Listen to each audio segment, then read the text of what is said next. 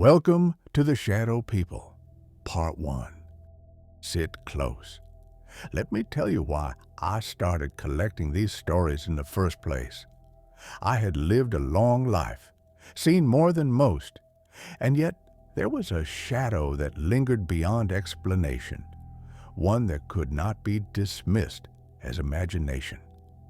People would tell me their experiences, hushed and wary, fearful of ridicule or disbelief. I learned quickly that what they called shadow people were not a product of dreams or fear alone.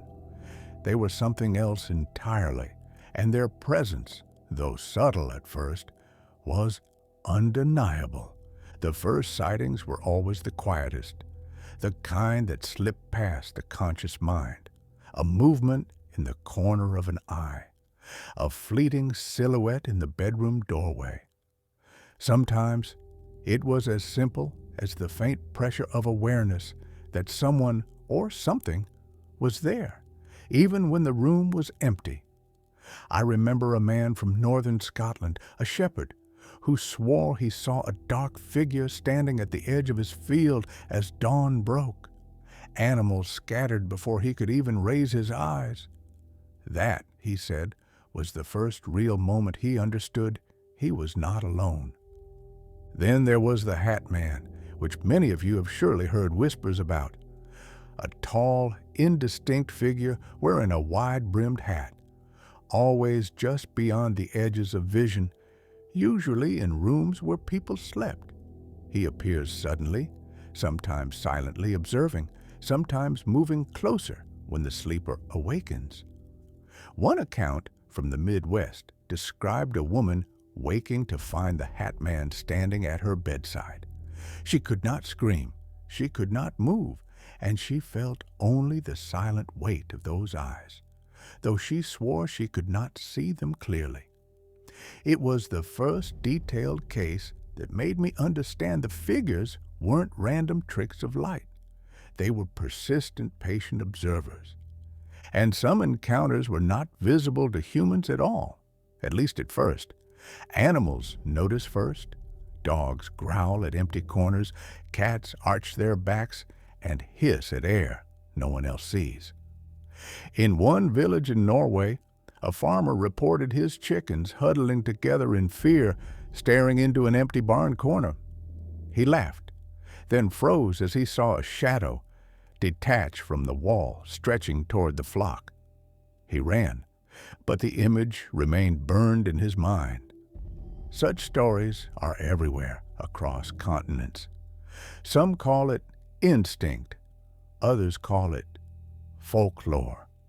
But these animals perceive before we can. Then there are those who wake paralyzed, unable to move or speak. Sleep paralysis has been written about for centuries, and I will explain it only once, clearly. It occurs when your body is caught between sleep and wakefulness, leaving your mind aware while your muscles remain immobile.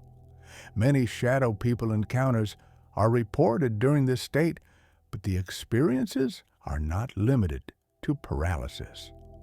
The Hat Man, dark silhouettes, and figures at the foot of the bed appear, sometimes moving closer, sometimes whispering words that linger in memory. The terror is real, and yet there is a strange order to it, a method beneath the madness.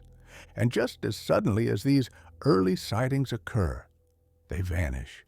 No sound, no trace, no explanation, except for a lingering sense that something has been watching. People whisper of corners of rooms where shadows shift oddly, of shapes seen only in reflections, never captured fully by cameras, and of moments when the presence feels closer than the walls themselves. Each story is different, yet the patterns emerge. The figures appear, they observe, and they disappear, always leaving questions, rarely answers. But these early sightings were just the beginning. What I discovered next made me realize that these things were not random, not imaginary, and not bound by the laws we believe govern the world. After those first sightings, patterns began to emerge. I collected letters, diaries, and first-hand accounts from people who had never spoken to one another, yet described nearly identical experiences. One woman in Germany described seeing a shadow at the foot of her bed for 3 nights in a row, always receding when the light touched it. Across the Atlantic, a man in Ohio reported the same. A dark figure that appeared when he least expected it, never speaking, never moving toward him, yet leaving an undeniable presence. These accounts, scattered across the globe, suggested more than coincidence. They hinted at a presence aware of those it observed. The Hat Man appeared often, yes, but not alone. Some witnesses described figures that hovered just beyond recognition, silent and featureless, always at the edge of perception. They were more than tricks of the mind, for some left tangible effects. Books knocked over, doors closed on their own, cold drafts passing through rooms with no apparent source. Children, especially, seemed to sense them first.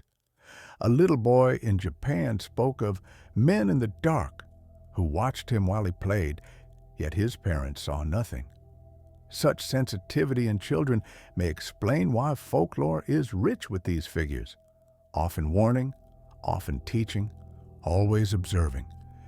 Animals, as before, were reliable indicators. Dogs would bark frantically at nothing. Cats would hiss at thin air. In Africa, a farmer described his cattle clustering in the corner of a pen, fixated on a dark shape invisible to his own eyes. Hunters in remote forests report the same. The wildlife reacts first, giving us clues before we can comprehend what lurks just beyond sight. The shadow people seem to respect instinct, or perhaps they feed upon hesitation and fear. Either way, the animal kingdom perceives them long before humans do. Sleep paralysis, as I said, is a window. People are trapped between states, yet conscious enough to observe, and yet, even awake, many report shadows slipping into their peripheral vision, never fully seen, never fully captured, always eluding cameras or recording devices. A young man in New England set up multiple cameras in his bedroom for a week and captured only brief streaks of darkness, blurred and indistinct. Others describe the sensation of being watched, a pressure on the chest, whispers they cannot remember fully, but linger in memory. These experiences are universal, recurring in ways that defy simple explanation. And so, the first encounters are rarely violent. They are subtle, methodical, and patient, observing the unwary, noting the sensitive, and disappearing before understanding can form. Yet each account, when pieced together, shows a deliberate presence, one that chooses moments carefully, waits, and leaves only traces. But these early glimpses were only the surface. The deeper stories, those that revealed why they come and why some survive while others vanish, that's where the true terror begins. Once you notice a shadow person, you cannot unsee it. It lingers at the edges of perception, a weight in the corner of your mind. One of the earliest reports I received came from an elderly couple in rural Scotland. They awoke to find their living room rearranged, furniture slightly moved as though a presence had walked through while they slept. No doors had been opened, no windows disturbed. They told me later that what frightened them most wasn't the movement, but the sense that they had been watched the entire time. And it is not merely domestic spaces. Travelers report figures along roads, in forests, even in airports. In Canada, a trucker described a shadow at the edge of a foggy highway, standing perfectly still, watching as he drove past. When he looked again, it had vanished.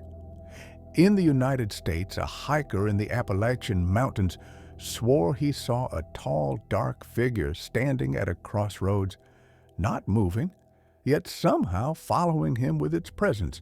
These are not isolated phenomena. They are consistent, recurring, and yet impossible to fully capture. There are few who encounter more than one type. Some speak only of the Hat Man, others of shifting, featureless shadows that twist along walls, dissolve, and reform. A handful of individuals describe fleeting interactions with shapes that mimic human forms, yet move unnaturally, in ways that make your mind question reality. Some leave marks, scratches, disheveled objects, even faint impressions on the floor. Others whisper, though the words cannot always be recalled.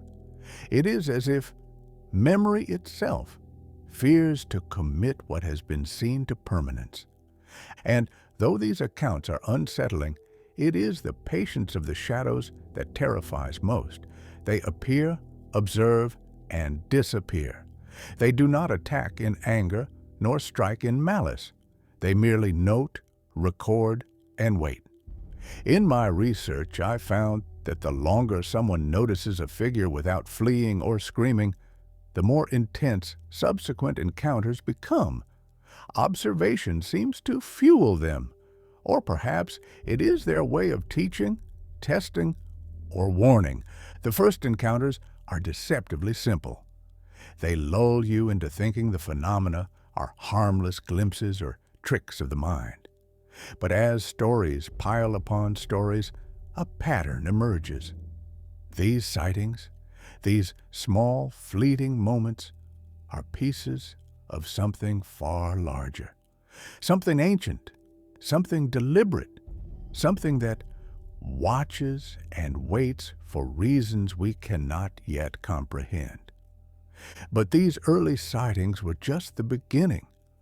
What I discovered next made me realize these things weren't random, and that some who encountered them would never be the same again. Thanks for listening. Stay tuned for part 2.